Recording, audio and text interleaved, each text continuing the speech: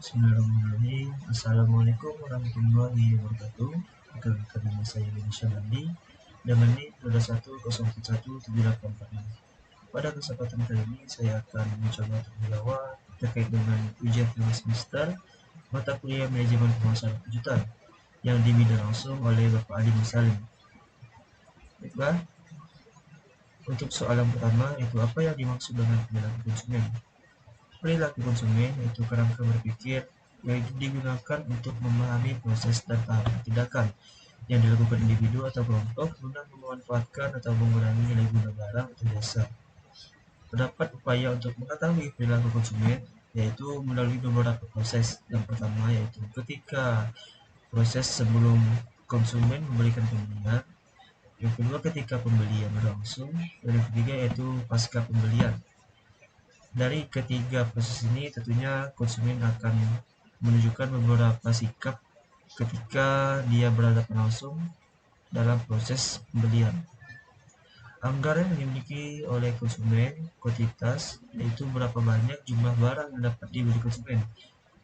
Kemudian kepuasan, yaitu pengukuran kepuasan setelah mendapatkan dan menggunakan barang atau jasa.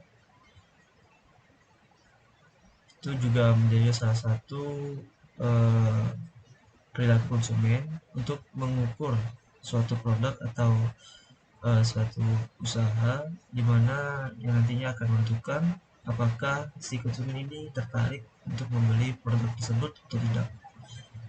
Kemudian untuk nomor 2, apa yang diketahui tentang model perilaku konsumen? Untuk perilaku konsumen terdapat dua macam. Yang pertama dari konsumen rasional dan irasional.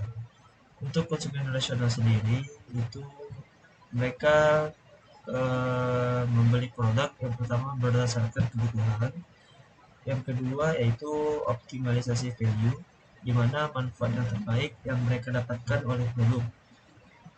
Kemudian berhati-hati untuk mendapatkan kualitas produk dengan harga yang sesuai, harga yang baik.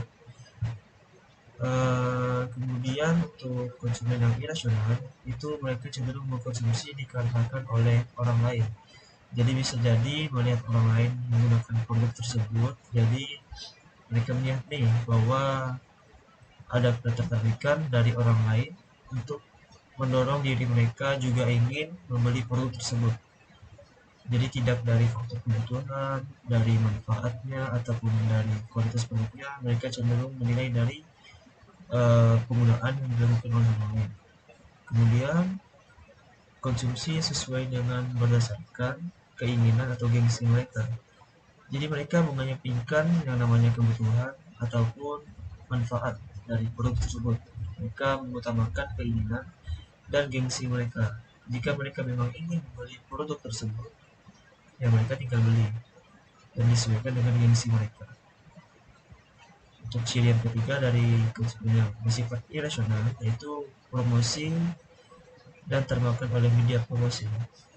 Jadi mereka cenderung mudah untuk termakan media promosi seperti ya contohnya diskon ataupun ya berbagai macam promo lainnya. Itu mereka cenderung lebih mudah termakan dengan media-media promosi seperti itu. Kemudian terdapat juga faktor perilaku konsumen, di mana yang pertama itu sosial mempengaruhi perilaku konsumen seseorang. Kemudian kultural atau budaya yang ada di sekitar mempengaruhi besar terhadap konsumsi seseorang. Kemudian internal berbagai macam seperti usia atau gender itu menentukan tingkat konsumsi seseorang. Kemudian psikografis yaitu aspek psikologi seseorang dalam menentukan produk untuk dibeli. Untuk soal ketiga yaitu bagaimana pengaruh budaya terhadap perilaku konsumen dalam melakukan pembelian produk. Kebudayaan merupakan faktor penentu keinginan dan perilaku konsumen, terutama dalam perilaku pengambilan keputusan dan perilaku pembelian. Dalam perkembangan sejarah budaya konsumsi masyarakat konsumsi lahir pertama kali di Inggris pada abad 18, di mana saat terjadinya teknologi produksi secara massal, teknologi yang disebabkan oleh berkembangnya revolusi industri memungkinkan perusahaan-perusahaan memproduksi barang terstandarisasi dalam jumlah yang besar dengan harga yang relatif murah. Pada saat yang bersamaan, muncul revolusi kebudayaan di mana masyarakat secara bertahap berubah dari masyarakat yang agraris menjadi masyarakat yang kekotaan. Karena dengan berpindahnya dari eh, agraris ke perkotaan, maka budaya mereka tentunya juga sedikit banyak mengalami perubahan. Berkembanglah tata nilai baru dan pola kehidupan yang baru akibat pekerjaan yang berbeda. Tidak hanya orang yang kaya saja, bahkan orang yang biasa juga merasa perlu memiliki produk yang dapat memuaskan kebutuhan budaya baru, seperti munculnya perbedaan status yang makin menonjol di kalangan masyarakat perkotaan. Gambaran lahirnya masyarakat konsumsi tersebut itu menunjukkan bahwa budaya sangat berpengaruh terhadap perilaku konsumen, di mana setiap budaya di suatu tempat tentunya berbeda, didampingi oleh kebutuhan-kebutuhan juga yang berbeda, sehingga menyebabkan konsumen tadi memiliki faktor-faktor yang menyebabkan mereka untuk memilih suatu produk itu berdasarkan kebudayaan yang mereka miliki. Kemudian untuk nomor 4 itu soal kasus pertama yaitu pengaruh promosi diskon. Seorang konsumen awalnya tidak berencana membeli produk deterjen saat memasuki Indomaret, namun ia melihat ada promosi diskon 30%. Nah, apa yang mendorong konsumen untuk membeli produk tersebut? Tentunya pertama adanya diskon tadi, yang tentunya menyebabkan konsumen tadi yang awalnya tidak berencana untuk membeli deterjen, dilihat dari promosi 30% membuat dia jadi tertarik untuk membeli produk tersebut.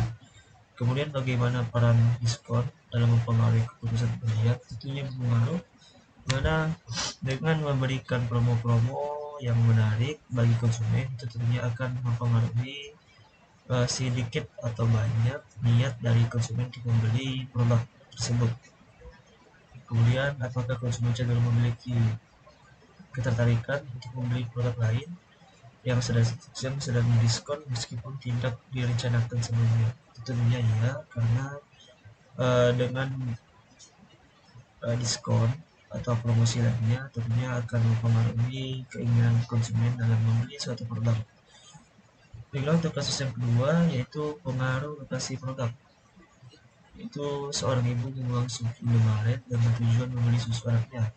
Namun saat berada di kasir, ia melihat rak permen dan coklat yang lokasinya strategis diletakkan. Akhirnya ia memutuskan untuk membeli beberapa permen untuk anaknya. Untuk pertanyaan yang pertama yaitu mengapa lokasi produk sangat penting dalam mempengaruhi keputusan pembelian.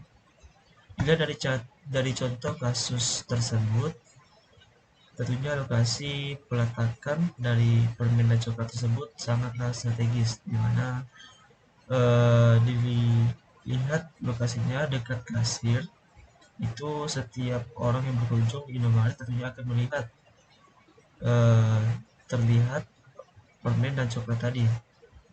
Nah, saat di kondisi tertentu ditambah lagi dengan lokasi yang pas, tentunya akan mempengaruhi seperti ibu tadi untuk membeli produk-produk yang diletakkan di dekat kasir tersebut. Kemudian, apakah pendapatan produk dekat kasir merupakan strategi yang efektif untuk meningkatkan penjualan? Menurut saya iya, sangat berpengaruh karena dan juga efektif, karena dengan meletakkan produk yang sesuai dengan lokasi tadi yaitu dekat kasir, itu sangat efektif untuk memancing keputusan pembelian oleh bagi setiap customer yang berkunjung. Kemudian pertanyaan nomor 3 itu bagaimana peran impulsif buying dalam kasus ini? Yaitu si ibu tadi tidak berencana membeli permen sama sekali, hingga karena pendapatan produk yang baik dan efektif menyebabkan ibu tersebut membeli dikarenakan untuk anaknya juga. Kemudian kasus yang ketiga yaitu pengaruh brand ambassador, mana Indomaret baru saja mengadakan kampanye promosi untuk produk minuman terbaru mereka dengan menggunakan seorang selebriti yang terkenal sebagai brand ambassador. Nah, lalu seorang remaja memutuskan untuk membeli minuman tersebut karena ia juga salah satu penggemar dari selebriti tersebut. Untuk pertanyaannya, bagaimana pengaruh brand ambassador terhadap keputusan pembelian? Tentunya untuk beberapa produk tertentu akan mempengaruhi setiap penggemar yang dimiliki oleh brand ambassador tadi, karena mungkin perspektif dari penggemarnya melihat minuman apa yang dikonsumsi, barang apa yang dikonsumsi oleh selebriti tersebut itu juga ingin dikonsumsi oleh penggemar tersebut, sehingga memutuskan untuk pembelian dari produk yang juga digunakan oleh brand ambassador tadi. Kemudian pertanyaan yang kedua, apakah konsumen membeli produk hanya karena selebriti atau ada faktor lain? Tentunya menurut saya setiap konsumen memiliki penilaian yang berbeda. Mungkin ada saja yang mereka membeli produk karena pengaruh dari selebriti tadi, namun tidak menutup kemungkinan juga konsumen tadi itu membeli karena adanya faktor lain seperti kebutuhan, manfaat dari produknya, ataupun harga, ataupun untuk juga gaya hidup mereka. Kemudian pertanyaan nomor tiga yaitu bagaimana cara menilai efektivitas kampanye yang menggunakan ambassador. Tentunya untuk produk-produk yang sudah cukup besar itu menurut saya sangat efektif untuk menggunakan brand ambassador, karena itu juga untuk mencakup wawasan produk yang lebih luas sehingga masyarakat lebih mengenal produk tersebut melalui sang brand ambassador tadi.